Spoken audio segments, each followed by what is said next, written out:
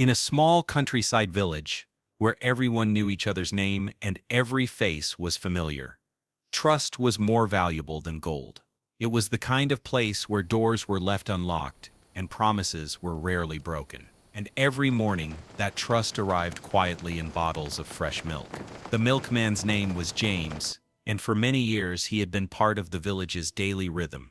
People recognized the sound of his wooden cart rolling over cobblestone streets, the soft clink of glass bottles, and the polite nod he gave to each neighbor. His presence was so constant that most people barely thought about it. He was simply part of life. Before the sun rose, James would already be walking through the misty streets, delivering milk while the village slowly awakened. Kitchen lights turned on one by one. Birds began to sing. The smell of fresh bread drifted from the bakery. Mothers bought his milk for their children. Bakers used it to make bread and cheese for the whole village. The elderly greeted him warmly, sometimes stopping him for a short conversation, treating him almost like family. James lived a modest life. His clothes were simple, his house small, and his routine predictable. For a long time, he believed that honest work was enough for a peaceful life. But as the years passed, something inside him began to change. He worked hard every day, yet his savings grew slowly. Meanwhile, he noticed others around him improving their lives. The merchant added a new room to his house. The farmer bought another piece of land. Traders at the market counted heavy purses of coins. James began comparing. At first, it was just a passing thought. Then it became a quiet frustration. Why did others seem to move ahead while he stayed the same? Comparison slowly became envy, and envy, little by little, became desire. He did not want luxury, he told himself. Just comfort, just security, just enough to finally rest. One morning, while standing beside the village well, he lowered his bucket into the clear water. As he pulled it up, he looked at the reflection on the surface. Then his eyes shifted to his milk cans resting beside him. A small idea appeared in his mind, so soft it almost felt harmless. Just a little water. No one would notice. The milk would still look the same, and it would only be temporary. His heart beat faster as he looked around. The square was empty. The village was still waking. With hesitant hands, he poured a small amount of water into one can of milk. He paused, watching carefully. The color did not change. The smell was the same. He told himself it was nothing, just a small adjustment. That day, he sold the milk as usual. No one complained. No one noticed anything different. That night, as he counted his coins by lantern light, he realized he had earned a little more than usual. The extra coins felt heavier in his hand. For the first time, dishonesty did not feel wrong. It felt useful. Days later, he did it again. This time his hands trembled less. Then again and again, what began as a hesitation slowly turned into routine. Still, James was not foolish. He knew such a thing could not continue forever. People would notice one day. Trust would eventually crack. So he formed a plan. He would do it only for a while, just long enough to save a comfortable amount. Then he would stop. He would retire early and live quietly. Each day he repeated this to himself. And each day he added a little more water. While James followed his new routine, another pair of eyes had begun to observe him. A small monkey lived near the well and often watched the villagers from the trees and bushes. He did not understand trade or money, but he recognized patterns, and he sensed when something was not right. One evening, hidden among the bushes, the monkey saw James mix water into the milk. He tilted his head, watching the careful glances and secretive movements. Something about it felt wrong. From that day on, the monkey began paying attention. He followed James from a distance, watching his routines, his stops, his habits. Weeks passed. The milk grew thinner. Some villagers noticed small differences. A baker needed more milk for the same cheese. A mother stirred her child's cup a little longer. A few people whispered, "But trust is powerful," and it delayed suspicion.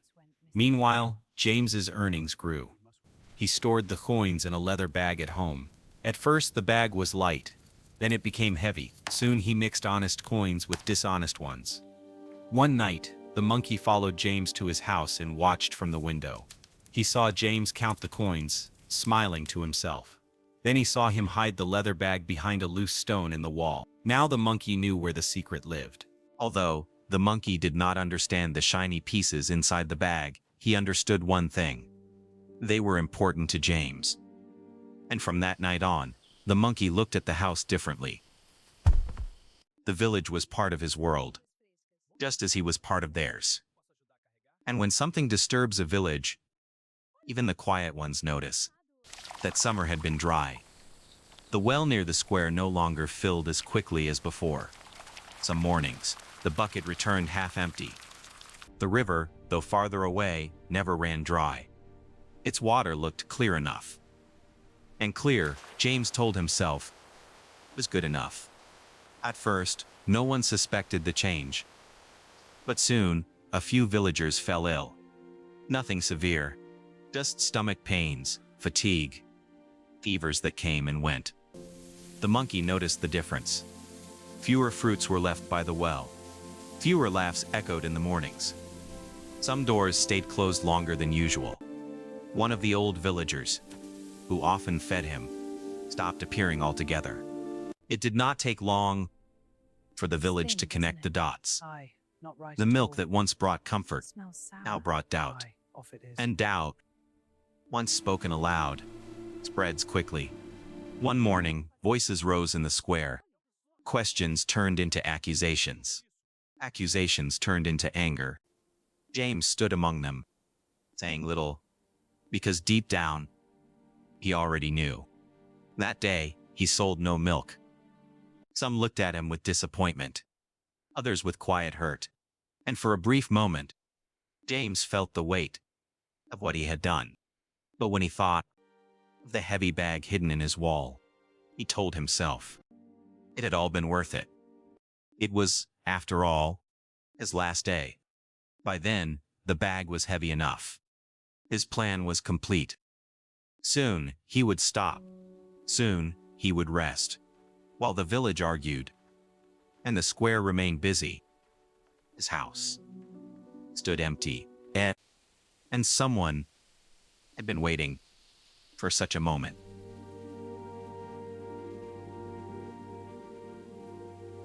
The monkey did not want the bag by chance. In his own silent way, he had made a decision. He had seen what the shiny pieces brought to the village. The sickness, the silence, the closed doors, and the river. The river could make things disappear. His plan was simple. Take the bag far from the village, and let the water keep it forever. But just as he stepped away from the house, he heard it. The familiar creak of wooden wheels. The milk cart. James was close. The monkey glanced back. James was closer than expected. For a split second, the world stood still. He held the bag tight and sprinted away from the house. For a heartbeat, James did not move. His mind refused to understand what his eyes were seeing. He ran. The monkey did not run blindly. He knew exactly where he was going. Toward the river that never ran dry. As he ran, James felt something heavier than the cart he pulled every day. The weight of knowing that the monkey was running, with his future in his hands. Branches scratched and dry grass bent.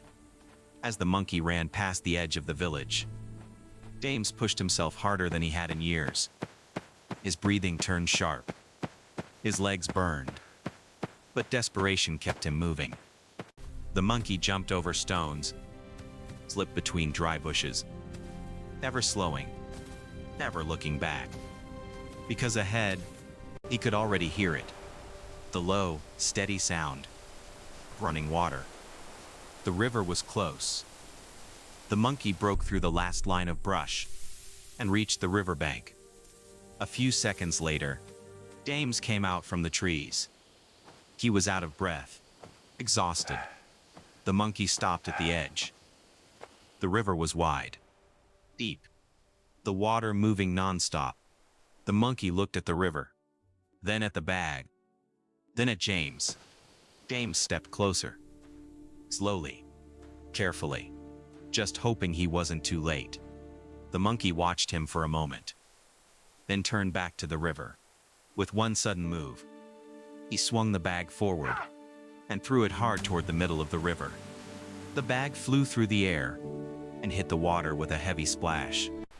Ripples spread across the surface. Then the bag began to sink.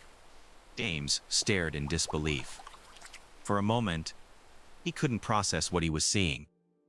Then panic took over. He stepped forward without thinking. Forgetting the pain, forgetting the exhaustion, he jumped into the river. The cold water shocked his body. His clothes became heavy instantly.